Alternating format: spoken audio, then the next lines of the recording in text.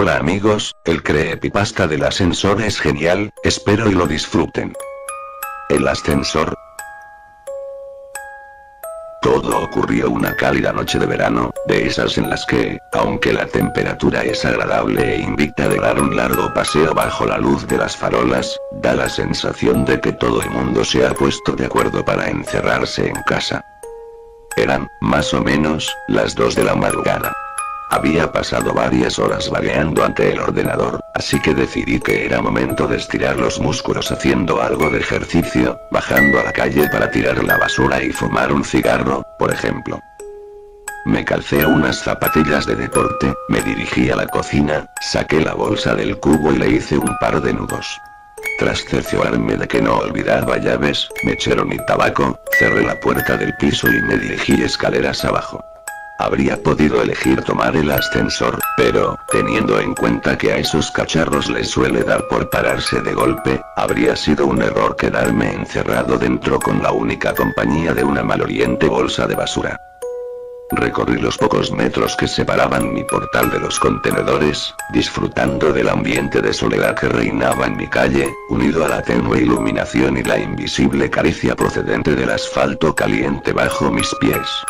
Tras meter la bolsa en uno de los cubos, volví a mi portal y, antes de entrar, encendí un cigarrillo, disfrutando de cada calada mientras oía en la distancia el sonido de ambulancias y coches acelerando. La banda sonora que suena de fondo cada noche en la gran ciudad que es Madrid. En tanto daba buena cuenta de mi cigarro, eché un ojo al gran edificio de viviendas que esperaba mi regreso.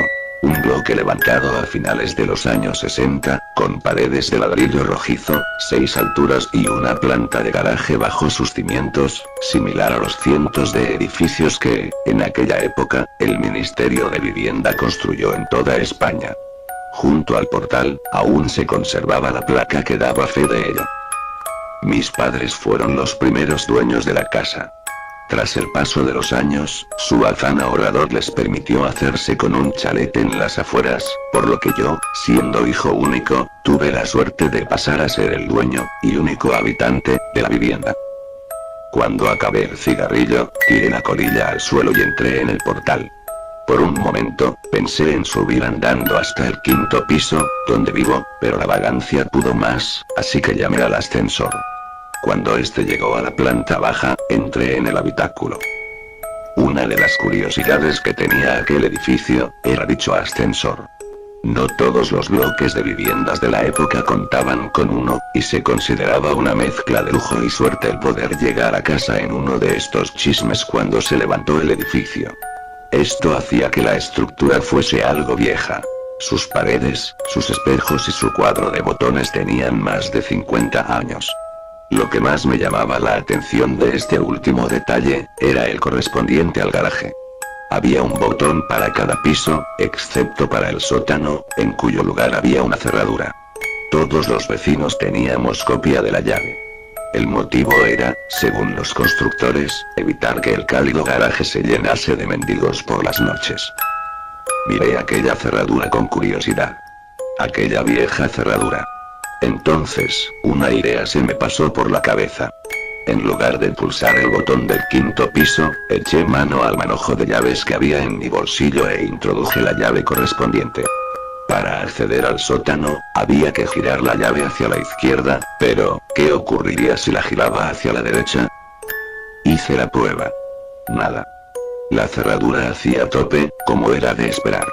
Cabezota de mí, volví a intentarlo, girando con más fuerza. Con mucha más fuerza. En ese momento, de forma inesperada, la cerradura cedió, poniendo el ascensor en marcha. Sorprendido ante aquello, fijé los ojos en el indicador luminoso. Mientras el ascensor descendía, aquel pasó de mostrar un 0 a mostrar un 1 negativo. Pero, llegado a este piso, el ascensor no se detuvo. Durante casi un minuto, el trasto continuó bajando, traqueteando y rugiendo como de costumbre. El indicador luminoso mostraba 2 guiones intermitentes. Entonces, de repente, el ascensor se detuvo y su puerta se abrió. Ante mis ojos se extendía un largo y estrecho pasillo, apenas más ancho que el propio ascensor. La iluminación procedente del interior de este, no bastaba para iluminar aquel pasillo, que era engullido por una tenebrosa oscuridad, y no se apreciaban escaleras que llegasen allí desde un piso superior. Hola. Mi voz retumbó por las paredes y desapareció en el oscuro espacio. A pesar de que la situación me imponía algo de respeto, la curiosidad ante el nuevo sótano recién descubierto pudo más. Decidido a investigar aquel lugar, encendí mi mechero y abandoné la protectora luz del ascensor. Me giré por un momento, y vi que, en aquella planta, no había botón para llamar al ascensor, sino una cerradura. Mosqueado, continué avanzando hacia la oscuridad. El ambiente era denso y húmedo, acompañado de una ligera fetidez. A unos 20 metros, el pasillo torcía hacia la derecha, desembocando en una galería a la que daban varias puertas, como en las cárceles que salen en las películas.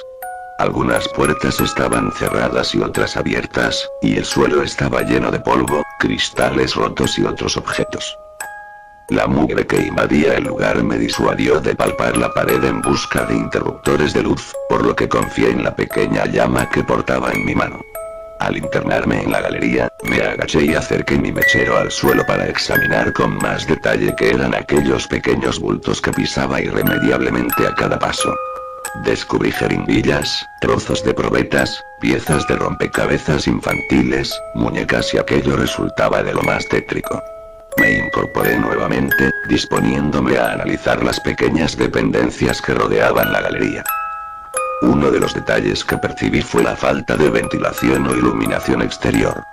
Aunque era noche cerrada, no había rastro de salidas al exterior por las que se colase la luz de las farolas, ni ninguna corriente de aire que hiciese vibrar la llama de mi mechero.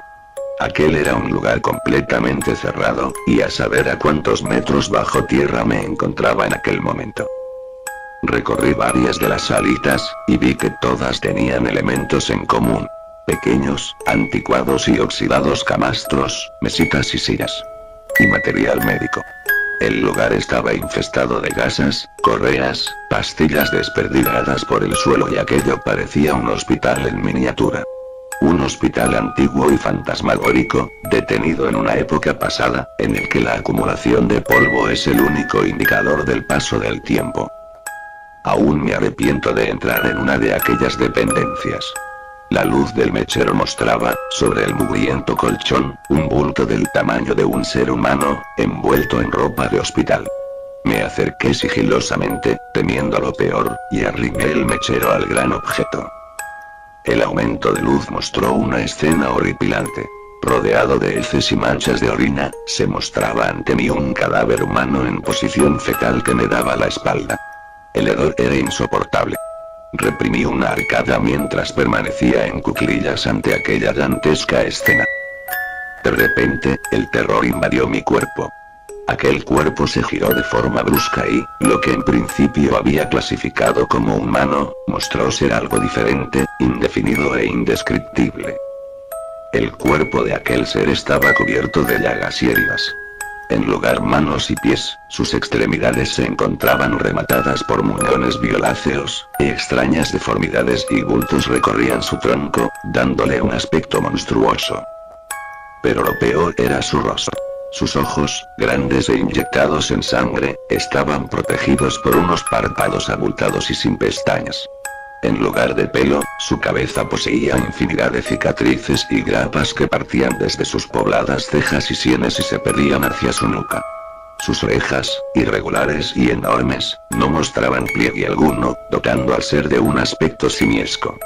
Tampoco poseía nariz, y de sus orificios nasales surgían 2 hilos de sangre reseca. Rematando aquel cuadro tan desagradable, se encontraba su boca.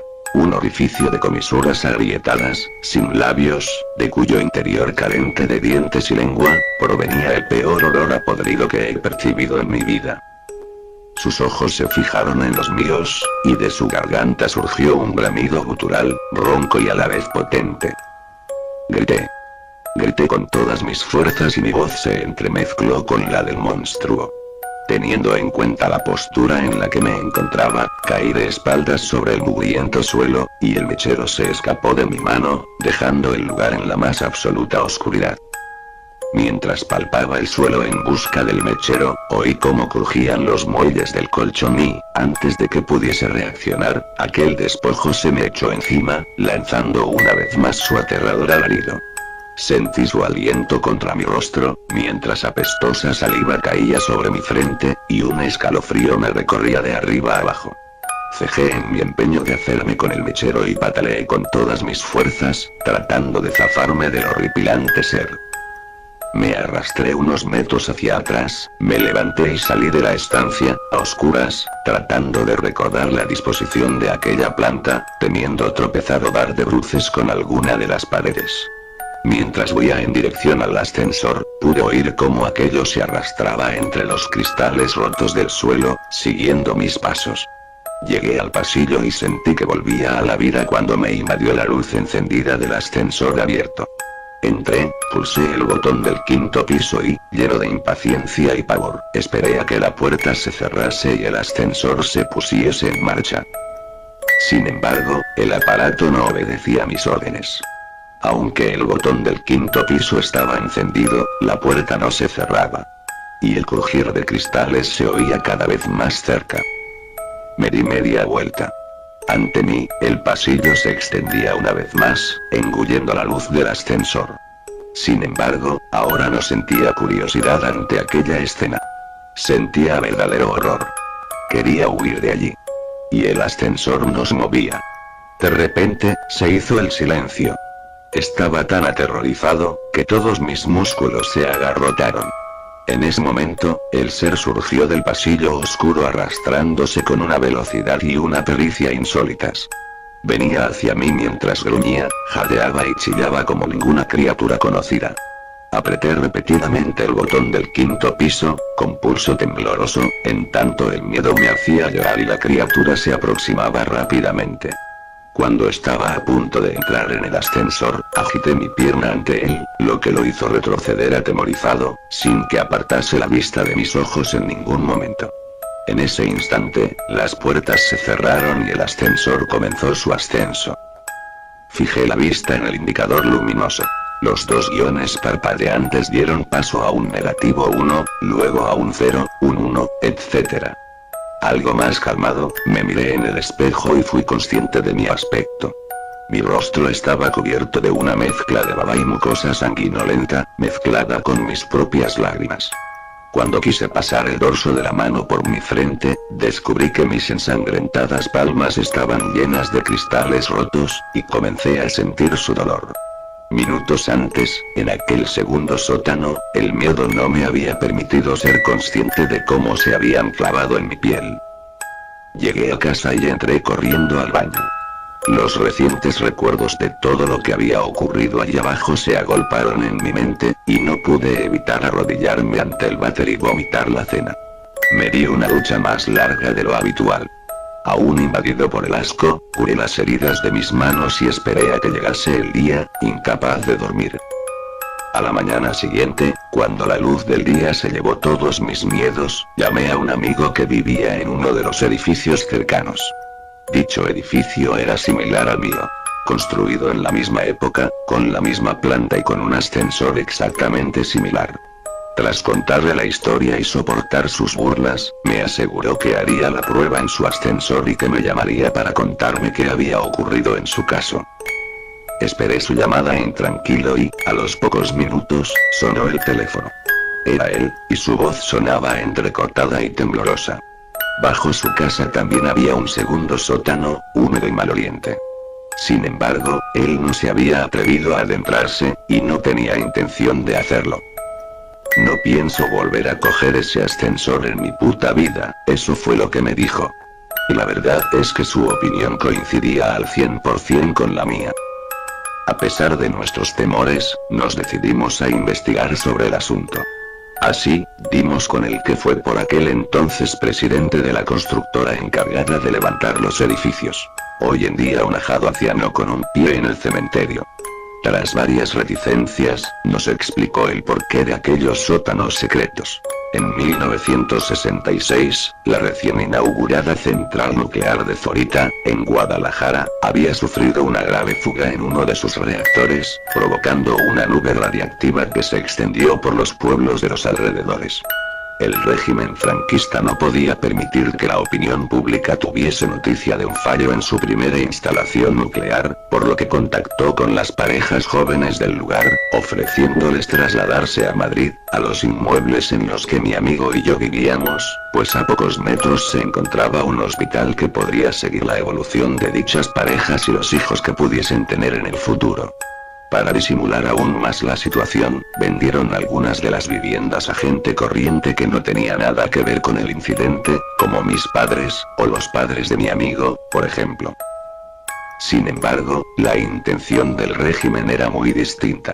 Conocedores de las secuelas que la nube radiactiva tendría en esta gente, vigilaron cada nuevo embarazo que se produjo entre ellos, supervisando su evolución y haciendo desaparecer a todos aquellos recién nacidos que sufriesen graves malformaciones. Aprovechaban la tranquilidad de la noche, para, haciéndose pasar por encargados de mudanzas, llevar a los bebés a su nuevo hogar.